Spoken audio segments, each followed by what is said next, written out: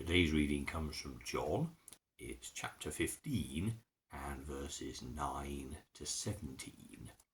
It comes at the end of Jesus' conversation with the disciples in this event that we refer to as the Last Supper, this protracted series of teaching that John records Jesus giving to the disciples about unity, about being disciples, and about what happens now that he is going away. As the Father has loved me, so I love you. Abide in my love. If you keep my commandments, you will abide in my love, just as I have kept my Father's commandments and abide in his love. I have said these things to you so that my joy may be in you and that your joy may be complete.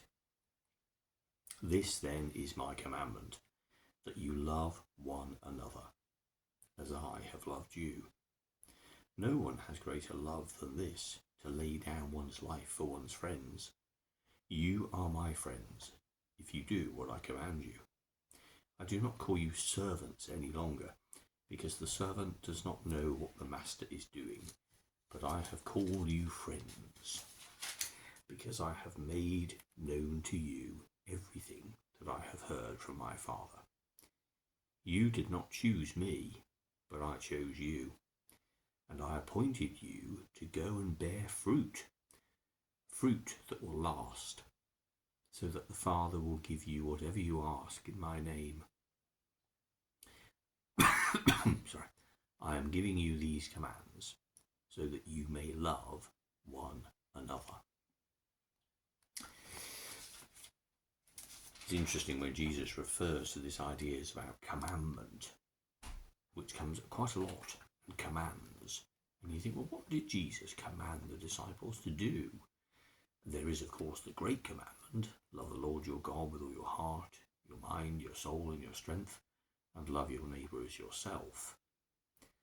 But I think the commandments that Jesus is referring to is the way that he lived his life, the ways that he showed them how to relate to other people that they would meet.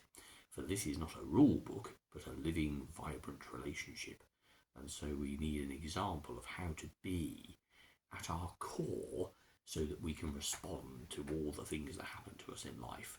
The surprise encounters, the unexpected and the unpleasant, as well as the joyful and the wonderful.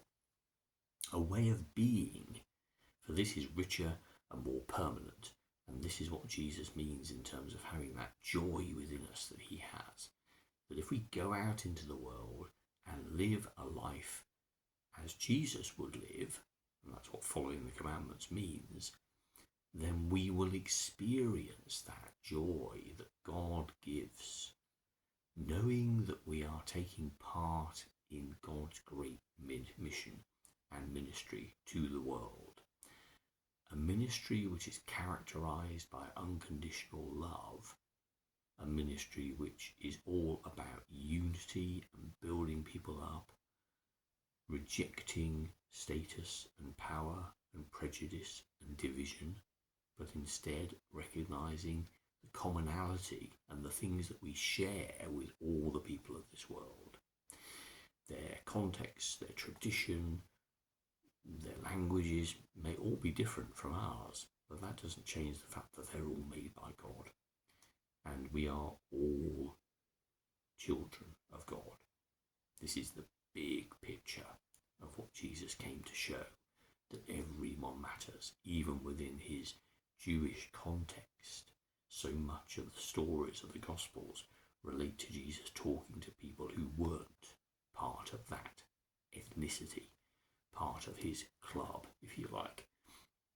Instead, he spoke and dealt with people who needed to hear that message, regardless of who they were and what they were, and what other people thought of them, whether they thought they were grand or terrible, to be treated with respect or to be despised.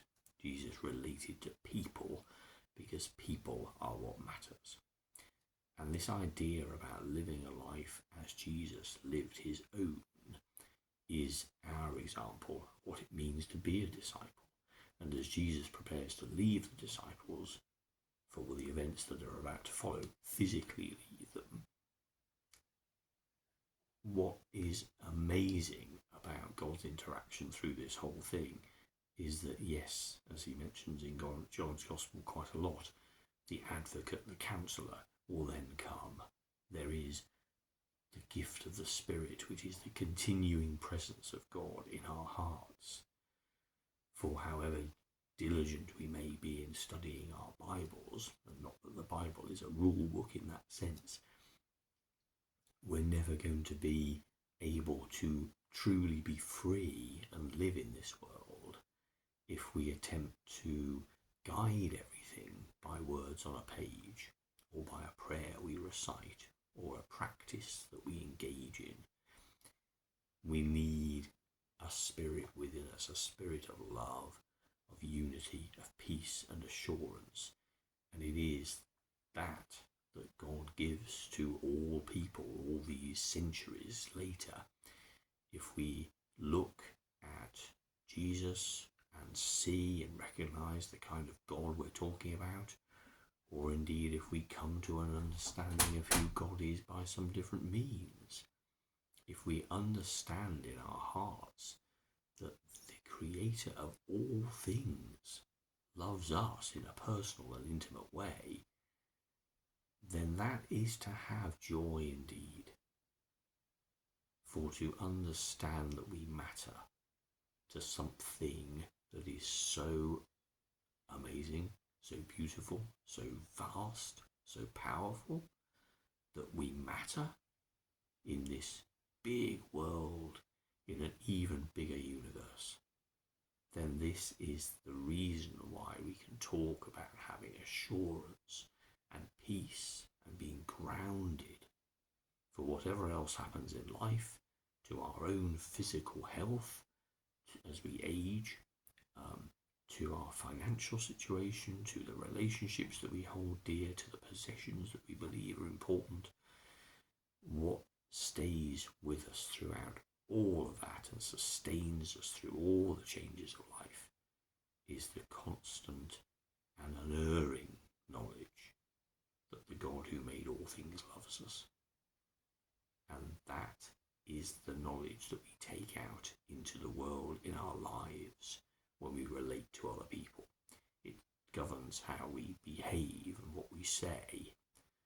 It inspires us and challenges us and encourages us to take part in things that the normal world would say, why bother? The answer always will be because it's about people and they matter.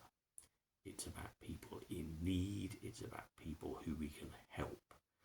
And taking part in those things engages us with other people and enriches our view of the world and its people.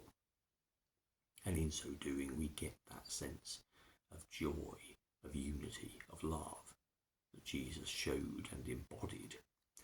The commandment then is for any community that calls itself Christian to show